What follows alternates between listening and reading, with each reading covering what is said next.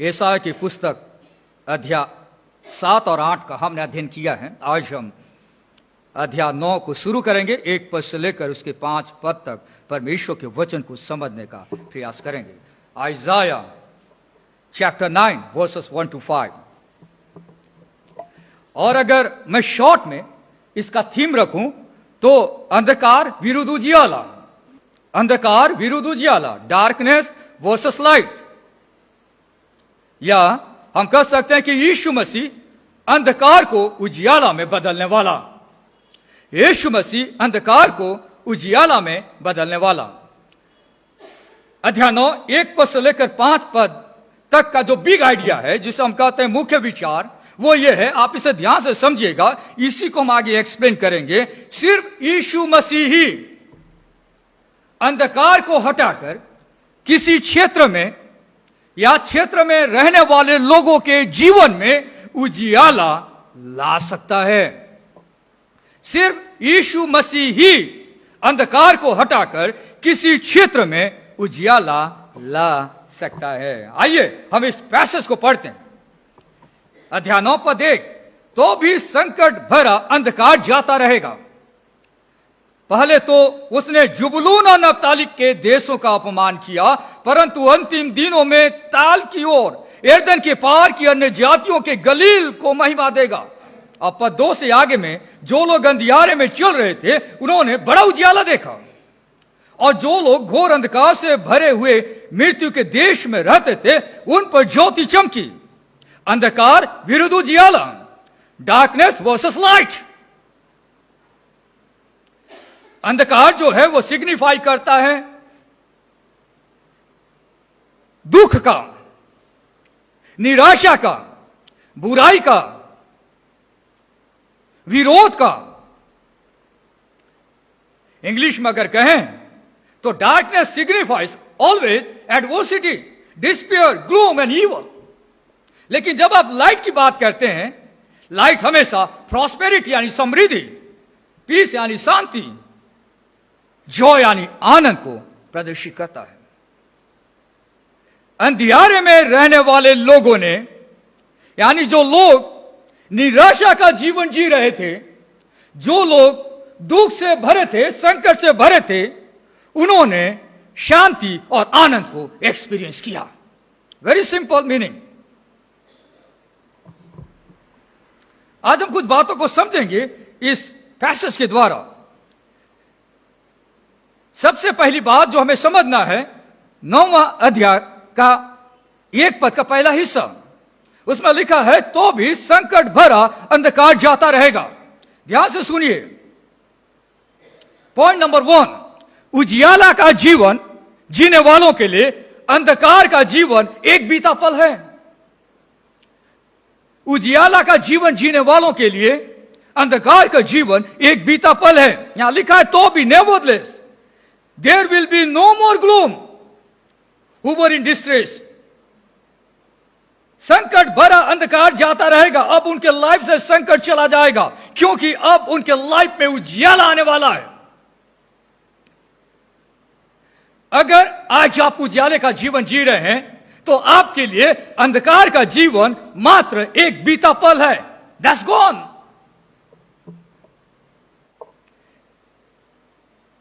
यहां पे 2 गोत्र के नाम आए हैं, जुबुलून और नप्ताली। इसका जो नॉर्थ हिस्सा, उसके ऊपरी क्षेत्र में जुबुलून और नप्ताली का प्रांत बसा हुआ है। इसलिए वे लोग जो अंधकार में जी रहे थे उन पर ज्योति चमकी। ये वाचा बांधे गए गोत्र हैं जिनको परमेश्वर ने चुना था। और जब असूर की सेना एंट्री मारी थी तो सबसे पहले ये दोनों प्रांत यानी जुबलून और नप्ताली सबसे ज्यादा अफेक्ट हुए थे। इतिहास के अनुसार उस समय असीरिया का जो राजा था, जिसे हिंदी में असूर कहा जाता है, अशूर का जो राजा था 732 BC में, और उस राजा का नाम है तिग्लत-पिलेसर। उसने अटैक किया था और सबसे ज्यादा प्रभावित ये दोनों यानी जुबलून और नप्ताली हुए थे, लेकिन परमेश्वर उनके लिए एक आशा भरा संदेश दे रहा है। नाउ नो मोर ग्लूम, अब अंधकार जाता रहेगा। जो व्यक्ति उजियाले के संपर्क में आते हैं उनके लिए यह स्टेटमेंट बहुत स्पेसिफिकली अप्लाई होता है, क्योंकि उनके लिए अंधकार का जीवन एक बीता पल है, बीत गया। एक समय में वे अंधकार में जी रहे थे, पर अभी वो जीवन उनके लिए एक बीता पल है। उजियाला का जीवन जीने वालों के लिए अंधकार का जीवन एक बीता पल होता है। नो मोर फ्रेंडशिप, कोई दोस्ती नहीं। पहले आप अंधकार में थे, वो रियलिटी है, लेकिन अब आप उजियाले में जी रहे हैं, इसलिए अंधकार का जीवन अब आपके लिए मात्र एक बीता पल रह गया है। बहुत सारे लोग उजियाले में जीवन जीने का क्लेम तो करते हैं, पर अंधकार का जीवन उनके लिए एक बीता पल नहीं है, क्योंकि still they are enjoying the life of darkness. अंधकार का जीवन वे अभी भी एंजॉय कर रहे हैं। अंधकार का जीवन एक बीता पल है। दूसरी बात, अंधकार का जीवन जीने वाले लोगों को उजियाला का जीवन देने की पहल या देने की शुरुआत स्वयं यीशु मसीह करता है। यह एक बहुत बड़ा डॉक्ट्रिन है जिसे आप समझिए। यहां पर लिखा है, जुबूलून और नप्ताली के देशों का अपमान किया। किसने किया? खुद परमेश्वर ने उन्हें ह्यूमिलिएट किया। परमेश्वर ने उनके ऊपर में अनुशासन को लेकर आया, डिसिप्लिन लेकर आया, क्योंकि वे परमेश्वर के वचन के आज्ञाकारी नहीं थे। यद्यपि वे लोग परमेश्वर के चुने गए लोग थे, बट बिकॉज ऑफ डिसोबीडियंस, अनाज्ञाकारिता के कारण में परमेश्वर उन पर अनुशासन को लेकर आता है। इसलिए हर व्यक्ति को समझना बहुत जरूरी है। कोई यह कहे कि मैं प्रभु को मानता हूं पर प्रभु पर विश्वास नहीं करता, प्रभु के वचन के अधीनता में नहीं चलता, that mean that fellow can receive God discipline. वो परमेश्वर के अनुशासन को पा सकता है। ये परमेश्वर के चुने गए लोग थे, इनको परमेश्वर ने ह्यूमिलिएट किया। जुबूलून और नप्ताली के देशों का अपमान किया, या लिखा हुआ है, अपमान किया। पर आगे लिखता है, परंतु अंतिम दिनों में ताल की ओर यरदन के पार के अन्य जातियों के गलील को महिमा देगा। पर एक दिन ऐसा आएगा कि क्षेत्र के रहने वाले लोग परमेश्वर से आदर को पाएंगे, परमेश्वर उन्हें महिमा देगा। यहां पर लिखा गया है, परमेश्वर उन्हें महिमा देगा अंतिम दिनों में ताल की ओर। मैं आपसे कह रहा था कि जो ताल है यहां पे हिंदी शब्द में वो सी यानी समुद्र से मतलब है, और यहां पर लिखा है यरदन के पार और अन्य जातियों का गलील, गलील प्रांत। स्पेसिफिकली परमेश्वर का वचन जब भी किसी चीज की जानकारी हमें देता है, वेरी स्पेसिफिक। आप इधर उधर तीर नहीं चला सकते। वो कौन सा लैंड है जहां पे उजियाला आने वाला है, इस बात की भविष्यवाणी यहां पर यशायाह नबी के द्वारा दी गई है। और यहां पे एक शब्द इस्तेमाल किया गया है, अन्य जातियों के गलील। इंग्लिश में Galilee of Gentiles, Galilee of nations English में बताया गया है। जेंटाइल्स यानी अन्य जाति के लोग। क्यों इस जगह को यह नाम अन्य जातियों का गलील दिया गया है, फिर से आपको समझना पड़ेगा। असूर की सेना जब नॉर्थ पार्ट में अटैक करी, नॉर्थ हिस्सा में रहने वाले लोगों को बंदी बनाकर ले गई, उसके बाद वहां पर रीसेटलमेंट हुआ। रीसेटलमेंट का मतलब यह होता है कि वहां के जो लोग थे उन लोगों को ले जाकर दूसरे जगह बसाया गया, क्योंकि असुर की जो सेना थी, असुर का जो राजा था, वो हमेशा किसी भी देश को जब जीत जाता था तो वहां के लोगों को बंदी बनाकर किसी दूसरे जगह में जाके सेटल करवाता था और दूसरे देश के लोगों को लाकर उस पर्टिकुलर एरिया में फिर से सेटल करवा देता था। इसलिए इस क्षेत्र में अब प्योर यहूदी लोग नहीं रह रहे हैं, अन्य जाति के लोग, दूसरे प्रांत के आए हुए लोग इस क्षेत्र में सेटल हो गए हैं, इसलिए इस जगह का नाम अन्य जातियों का गलील कहा गया है। और जब यीशु मसीह संसार में आया था तो आप जानते हैं कि गलील के प्रांत में यीशु मसीह सुसमाचार प्रचार का काम कर रहा था, और वहां पे जो लोग थे वो मिक्स कम्युनिटी के लोग थे।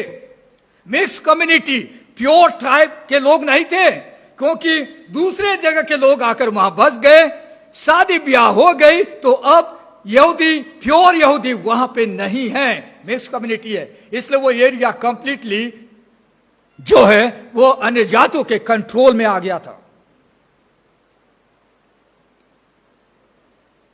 इसलिए यहां पे वो शब्द इस्तेमाल किया गया है।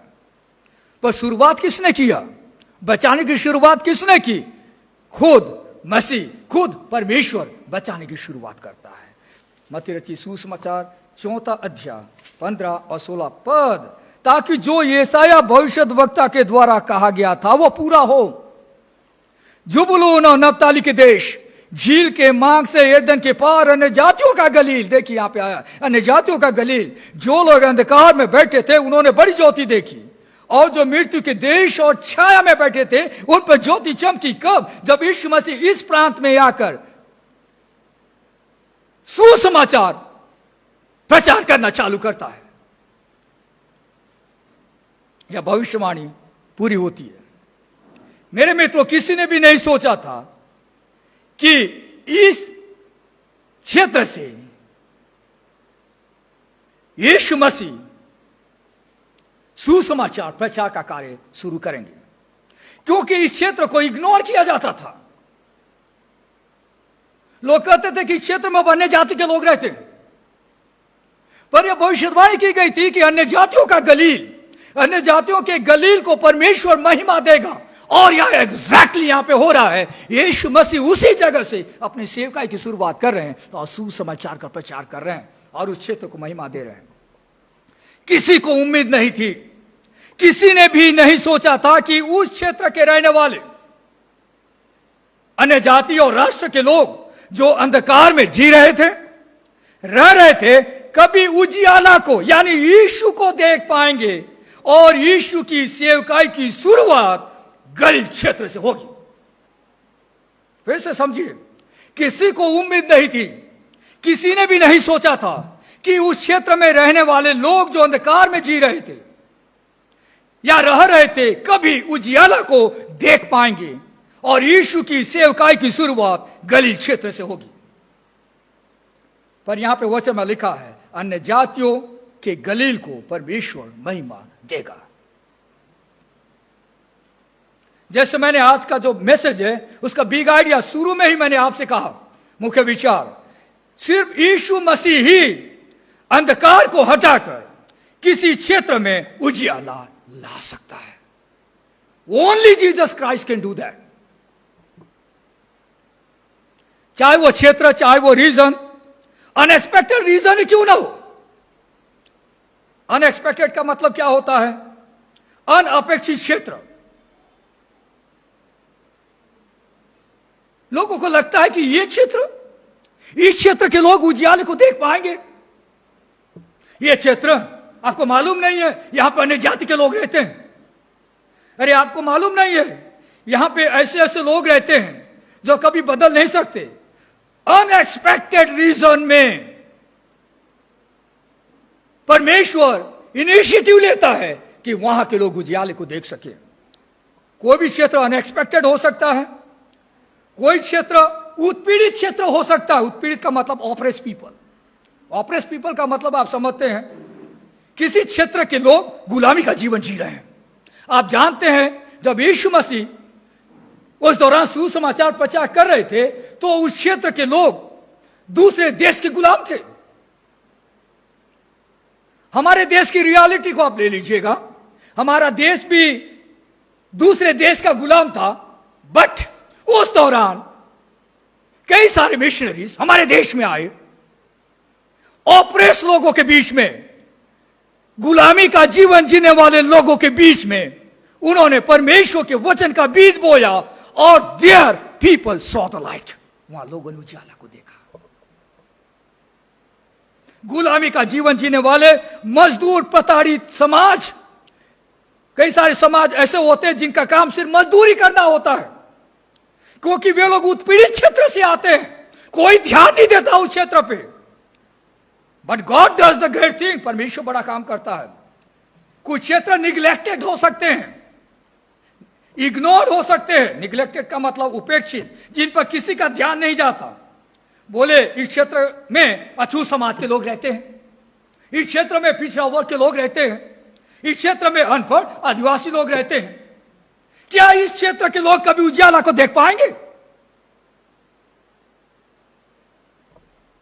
यस मेरे प्रियो, सिर्फ यीशु मसीह ही अंधकार को हटाकर किसी क्षेत्र में उजियाला ला सकता है, चाहे वह अनएक्सपेक्टेड रीजन हो, ऑपरेस रीजन हो, निग्लेक्टेड रीजन हो या वीक रीजन हो। वीक रीजन का मतलब जिस क्षेत्र में कमजोर लोग रहते हैं, आर्थिक रूप से, economically they are very poor, उनका कोई नेता नहीं है जो उनके लिए आवाज उठा सके, उनके क्षेत्र से कोई बहुत बड़ा अधिकारी नहीं है जो उनकी आवाज को ऊपर तक पहुंचा सके।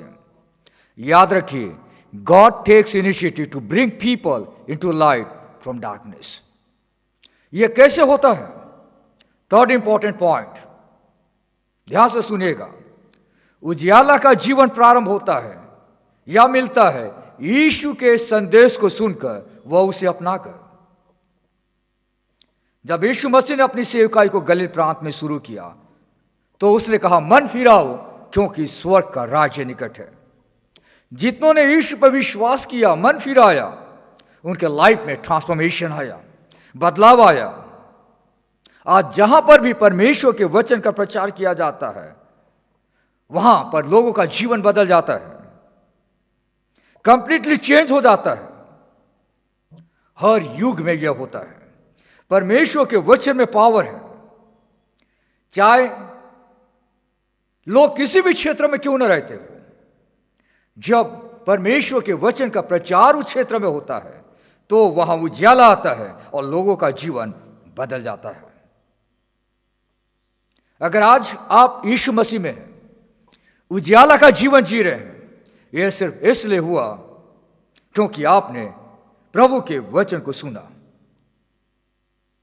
कई बार हम सरप्राइज हो जाते हैं, सोचते हैं कि इस क्षेत्र के लोगों ने कैसे प्रभु यीशु को जाना,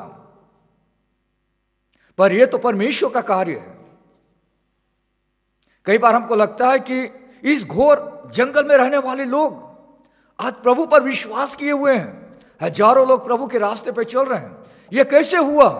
सुसमाचार वहां पहुंचा। कई मुस्लिम कंट्रीज में हम देखते हैं कई सारे लोग प्रभु यीशु को ग्रहण करते हैं, यह कैसे हुआ? प्रभु का वचन उन्होंने सुना। कई जगहों पे कट्टर मसीह विरोधी लोग पाए जाते हैं, पर वहां पर बहुत सारे लोग प्रभु यीशु की आवाज को सुनकर प्रभु यीशु के पास आ रहे हैं। यह कैसे हो रहा है? God takes initiative to change people. चौथी बात, उजियाला का जीवन जीने वाले प्रतिदिन यानी हमेशा बढ़ता आनंद को अनुभव करते हैं। दूसरे शब्दों में, प्रभु में उनका आनंद हमेशा बढ़ता ही रहता है। आइए पद 3 को पढ़ते हैं। तूने जाति को बढ़ाया, तूने उसको बहुत आनंद दिया। वे तेरे सामने कटने के समय का सा आनंद करते हैं और ऐसे मगन है जैसे लोग लूट बांटने के समय मगन रहते हैं। You have enlarged the nation. जो प्रॉमिस परमेश्वर ने इब्राहिम से किया था उसको उसने पूरा किया। जब आप बाइबल पढ़ते हैं, उत्पत्ति की पुस्तक 15वां अध्याय पद 5 के अनुसार परमेश्वर कहता है इब्राहिम से, आकाश के तारागण के समान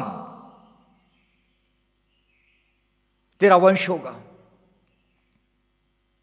उत्पत्ति 22 पद 17 के अनुसार समुद्र के तीर की बालू की किनकों के समान। उत्पत्ति अध्याय 13 पद 16 पृथ्वी की धूल के किनकों के समान। परमेश्वर ने इब्राहिम से प्रतिज्ञा की थी कि इस प्रकार मैं बढ़ाऊंगा। जो प्रतिज्ञा परमेश्वर करता है उसे वह पूरा करता है, वह बढ़ाता है आनंद। यहां लिखा है, तूने उसको बहुत आनंद दिया। जब हम प्रभु पर विश्वास करते हैं तो डेली हमारा आनंद बढ़ते रहना चाहिए।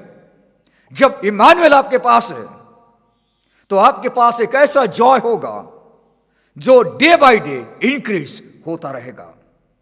परमेश्वर के लोग परमेश्वर के आनंद को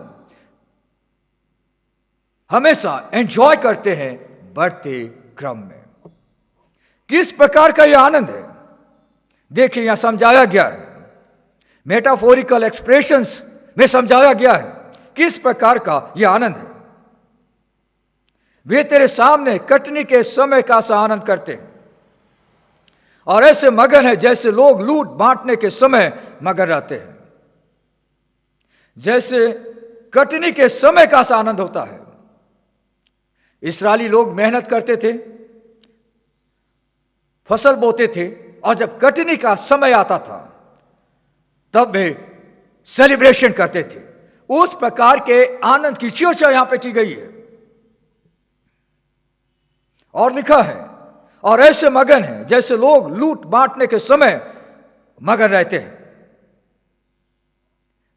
जब एक सेना दूसरी सेना को हराती है, उसके बाद वे लूट कर आते हैं और उनके सामान को लूट कर आपस में शेयर करते हैं, बांटते हैं, तो एक बड़ा आनंद मिलता है।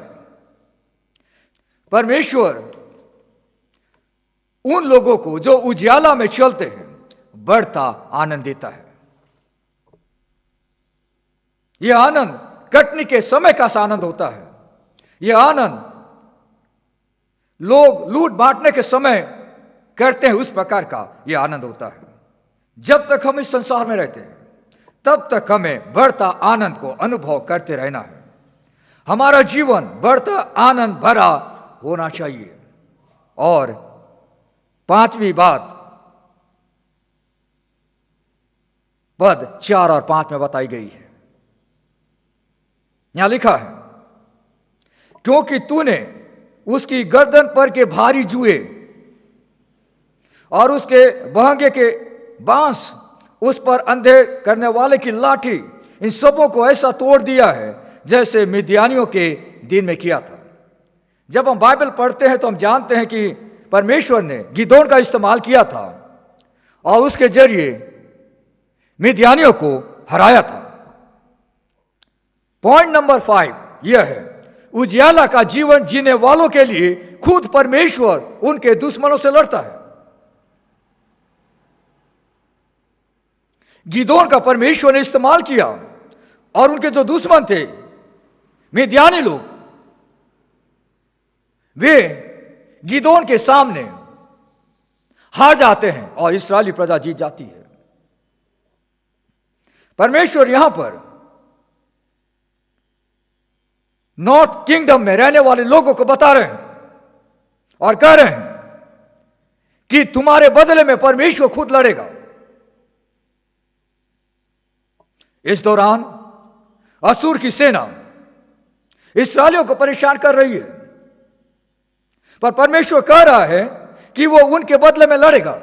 और इतिहास बताता है कि बाबुल की सेना ने असुर की सेना को नष्ट कर दिया और उन्हें हरा दिया। परमेश्वर अपनी प्रजा को विदेशी प्रभुता से और इस कॉन्टेक्स्ट में असुर से बचाएगा। प्रभु के जो दुश्मन हैं वे हार जाएंगे। यहां पे जो शब्द इस्तेमाल किए गए हैं बताता है कि कैसे दुश्मन की सेना हार जाएगी। पद 5 में बताया गया है, क्योंकि युद्ध में लड़ने वाले सिपाहियों की जूते और लहू में लथड़े हुए कपड़े सब आग का खौर हो जाएंगे। यह बता रहा है कि किस प्रकार परमेश्वर के लोग पूरी रीति से विजय को हासिल करेंगे। जब बैटल खत्म होगा तब जीत परमेश्वर के लोगों की होगी। आज भी परमेश्वर अपने लोगों के लिए लड़ रहा है। हमें उस पर भरोसा करने की आवश्यकता है। आज दुनिया के लोग, दुनिया के ऐसे लोग जो परमेश्वर के कार्य को रोकना चाहते हैं, परमेश्वर के लोगों पर दंड को लाना चाहते हैं, वे परमेश्वर के न्याय के सामने खड़े नहीं हो पाएंगे। उजियाला का जीवन जीने वालों के लिए खुद परमेश्वर उनके दुश्मनों से लड़ता है। आइए शॉर्ट में हम कंपैरिजन चार्ट को समझेंगे। अंधकार विरुद्ध उजियाला। पहली बात, अंधकार का जीवन संकट भरा और दुख भरा होता है। उजियाला का जीवन बढ़ता आनंद भरा और पूर्ण शांति भरा होता है। दूसरी बात, अंधकार का जीवन जीने वालों के पास यीशु नहीं है और यीशु का वचन नहीं है। उजियाला का जीवन में यीशु है और यीशु का वचन है। अंधकार का जीवन में आप अपने दुश्मनों से खुद लड़ते हैं और विजयी होना चाहते हैं। आज दुनिया के लोग अपने दुश्मनों से लड़ते हैं और विजयी होना चाहते हैं, पर प्रभु के लोगों को समझना चाहिए, उजियाला का जीवन में यीशु आपके लिए लड़ता है, वो आपको विजय प्रदान करता है। मेरे प्रियो, सिर्फ यीशु मसीह ही अंधकार को हटाकर किसी क्षेत्र में उजियाला ला सकता है।